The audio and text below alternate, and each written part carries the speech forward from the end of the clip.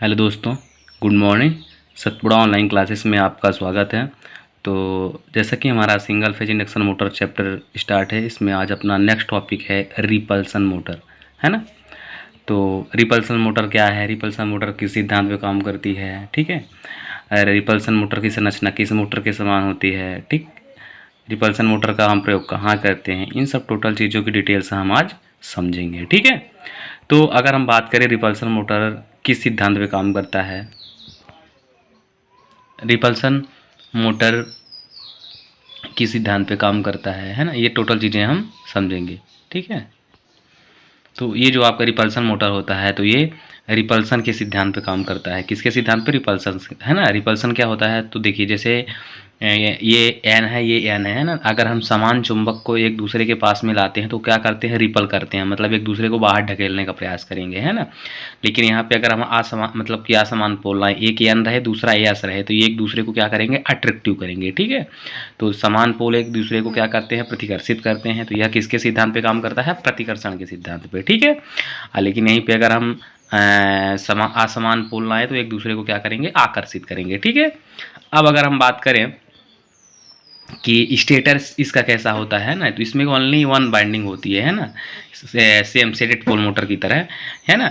और इसमें इसकी जो संरचना होती है तो एसी सीरीज मोटर के समान होती है, ठीक है। कैसे होती है, एसी सीरीज मोटर के समान होती है ना। अब अगर हम बात करें तो स्टेटर में इसके जैसे कैसे मैंने इधर से, है ना, ये इसकी डायरेक्शन इधर रहेगी, इसकी इधर रहेगी, है ना। तो इसमें एस मैग्नेट बनेगा, इसमें एन बनेगा, ठीक है। ऐसे हम स्टेटर्स में इसकी सप्लाई देते हैं, ठीक है। अब अगर हम आर्मेचर की बात करें, ठीक है, तो आर्मेचर क्या होता है, तो इसमें एक जो इसमें आर्मेचर होता है रिपल्सन मोटर में, तो एसी सीरीज मोटर के समान ही होता है ना। बाउंड टाइप का होता है, ठीक। अब इसमें कम्यूटेटर भी होता है और आपका ब्रश भी होता है ना। तो अगर हम बात करें कि जब इसकी टोटल चीज़ें हमारे एसी सीरीज मोटर के समान ही है, तो इसमें चेंजेस क्या है ना। तो आखिर कुछ ना कुछ चेंजेस है, तभी तो इसका रिपल्सन मोटर नाम है ना, अलग कुछ नाम है। तो क्या चेंज है, इस चीज़ को हम देखते हैं, ठीक है। तो इसमें इसका कनेक्शन बस चेंज रहता है। क्या चेंज रहता है, कनेक्शन, है ना, कनेक्शन बस डिफरेंस रहता है। तो देखिए अगर हम एसी सीरीज मोटर की बात करें तो इसमें जो इसका आर्मेचर होता है ना, तो पावर उसमें आर्मेचर को जहाँ पावर कहाँ से मिलता है, मेन सप्लाई से लेता है ना। आर्मेचर में पावर कहाँ से आता है, मेन सप्लाई से लेता है। लेकिन जो हमारी रिपल्सन मोटर होती है तो उसमें जो आर्मेचर होता है तो उसका पावर कहाँ से आता है, इंडक्शन के द्वारा आता है। कहाँ से आता है, इंडक्शन के द्वारा, ठीक है। अब आर्मेचर जो होता है तो मेन सप्लाई से कनेक्टेड नहीं होता, किस में, रिपल्सन मोटर में, ठीक है। मतलब मेन सप्लाई से वो कनेक्ट नहीं रहता है, वो इंडक्शन के कारण वहाँ पे क्या होता है, ईएमएफ प्रोड्यूस होता है, ठीक। ये चीज़ें होती हैं। अब अगर हम बात करें कि इसका प्रिंसिपल क्या होता है, तो दो मैग्नेटिक पोल में रिपल्सन होता है ना। अब होता क्या है एक्चुअली पर देखिए, जैसे हमारी मान लीजिए ये क्या है, मोटर, है ना, ठीक। ये एन चुंबक हो गया, एस ये एक्सिस हो गई, ठीक है। ये हम सप्लाई दे दिए। तो सबसे पहले जब इस मोटर को हम एसी सप्लाई देते हैं तो यहाँ पे मैन मैग्नेटिक फील्ड प्रोड्यूस होता है। जब मैन पे मैग्नेटिक फील्ड प्रोड्यूस होगा तो ये आर्मेचर में भी क्या हो जाएगा, ईएमएफ इंड्यूस जो होगा, है ना। चूँकि ट्रांसफार्मर के सेम ही है ना, जैसे हम प्राइमरी वाइंडिंग में सप्लाई देते हैं तो सेकेंडरी वाइंडिंग में ईएमएफ प्रोड्यूस हो जाता है। ऐसे सेम प्रोसेस यहाँ भी होती है, ठीक है। तो यहाँ आर्मेचर में भी क्या हो जाएगा, ईएमएफ प्रोड्यूस हो जाएगा, तो इंड्यूस्ड करंट भी आएगी, है ना। तो जो यहाँ पे इंड्यूस्ड करंट होती है तो उसकी डायरेक्शन कैसी होती है ना, तो लेंज लॉ से अपोजिट होगी, ठीक है। कैसी होगी, लेंज, ठीक है। अब जो है ना, अब इसके ब्रश की स्थिति कैसी होती है, ठीक है। तो ब्रश की स्थिति इंड्यूस्ड करंट की दिशा किस पे डिपेंड करती है, इसकी ब्रश की दिशा पर, स्थिति पे डिपेंड करती है, ठीक है, कि ब्रश की स्थिति हमारी कैसी है। अब अगर हम बात करें कि अगर ब्रश स्थिति को चेंज करते हैं, है ना। अब अगर हम उसको लंबवत रखते हैं, तो अगर हम लंबवत रखेंगे तो वहाँ पे इंड्यूस्ड ईएमएफ क्या हो जाता है आपका, जीरो। अगर इंड्यूस्ड ईएमएफ जीरो होता है आपका तो इंड्यूस्ड करंट भी क्या होती है, जीरो। और इंड्यूस्ड करंट भी जीरो होती है तो मैग्नेटिक फील्ड भी क्या होगा, जीरो। अगर मैग्नेटिक फील्ड जीरो है तो टॉर्क वहाँ पे क्या प्रोड्यूस होगा, जीरो प्रोड्यूस होगा, ठीक। तो अब ब्रश को कोई ना कोई हम एंगल पर रखेंगे, ठीक है। जब एंगल पे रखेंगे तब इसमें ईएमएफ प्रोड्यूस होगा। लेकिन अगर इसको हम 0 डिग्री पर रखते हैं तो भी टार्क जीरो होगा। अगर 90 डिग्री पर रखते हैं तो भी क्या होगा, अगर हम इसको 90 डिग्री पर रखेंगे डायरेक्ट तो भी ईएमएफ जीरो ही प्रोड्यूस होगा, है ना।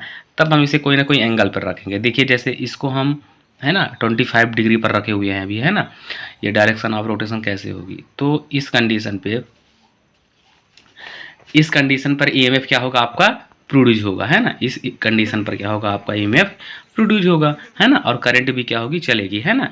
क्यों, चूंकि और यहाँ पे शॉर्ट आर्मेचर चालक एक क्षण चुंबक की तरह क्या करता है, एयर्स फैल बनाएगा, तो यहाँ पे प्रतिकर्षण बल लगेगा, है ना, क्या करेगा, यहाँ पे एक प्रतिकर्षण बल लगेगा और मोटर एक निश्चित दिशा में क्या होगी, घूमेगी, है ना।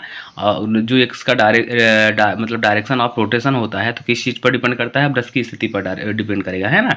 मतलब इसकी जो घूमने की दिशा है तो ये ब्रश की स्थिति पर डिपेंड करेगी, है ना। अगर इन ब्रशों को हम चेंज करेंगे, जैसे हमने जो पिछली वीडियो में मोटरें पढ़ी थी, तो उसमें अगर हमको उनकी डायरेक्शन ऑफ रोटेशन को चेंज करना पड़ता था तो कैसे करते थे, स्टार्टिंग बाइंडिंग और रनिंग बाइंडिंग के कनेक्शनों को चेंज करते थे, ठीक है, और ये सब चीज़ें थी। लेकिन ये जो मोटर है हमारी, तो इसमें अगर हमको इनकी डायरेक्शन ऑफ रोटेशन को चेंज करना होगा तो कैसे करेंगे, तो अगर ब्रश है ना, यहाँ पे ये जो ब्रश रहेंगे तो ब्रश की स्थिति को अगर हम चेंज कर देंगे तो इनकी डायरेक्शन ऑफ रोटेशन भी क्या हो जाएगी, चेंज हो जाएगी, है ना। तो ये क्वेश्चन यहाँ से आता है, इंपॉर्टेंट है कि रिपल्सन मोटर की दिशा, मतलब घूमने की दिशा को हम कहाँ से चेंज कर सकते हैं, तो ब्रश की स्थिति को बदल के चेंज कर सकते हैं, ठीक है ना। अब अगर यह क्वेश्चन भी पूछा जाता है कि जैसे जो हमारी रिपल्सन मोटर होती है ना, तो कितने डिग्री पर इसका टॉर्क सबसे हाई होता है, तो 45 डिग्री पर, है ना।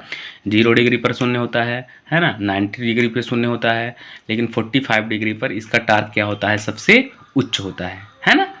अब अगर इसका हम थोड़ा टॉर्क अभिलक्षण की बात कर लेते हैं, तो जैसे मान लीजिए ये हमारा क्या होता है, टॉर्क हो गया, है ना, ये अल्फा एंगल हो गया, ठीक, ये 0 डिग्री हो गई, ये 90 डिग्री होती है। तो जब यहाँ से टार्क चला तो 0 डिग्री पे चला, है ना, तो यहाँ पे 45 डिग्री पर मैक्सिमम होता है ना, फिर धीरे धीरे घटते घटते 90 डिग्री पे फिर से 0 हो जाता है। मतलब अगर हम बात करें तो रिपल्सन मोटर में जो टॉर्क होता है यहाँ पे 0 डिग्री में भी शून्य होता है, 90 डिग्री में भी शून्य होता है, लेकिन 45 डिग्री में क्या होता है, सबसे मैक्सिमम होता है, ठीक है। तो थैंक यू दोस्तों, है ना। अब इस मोटर के 3 प्रकार और होते हैं, है ना, जो कि उनको हम नेक्स्ट वीडियो में पढ़ेंगे।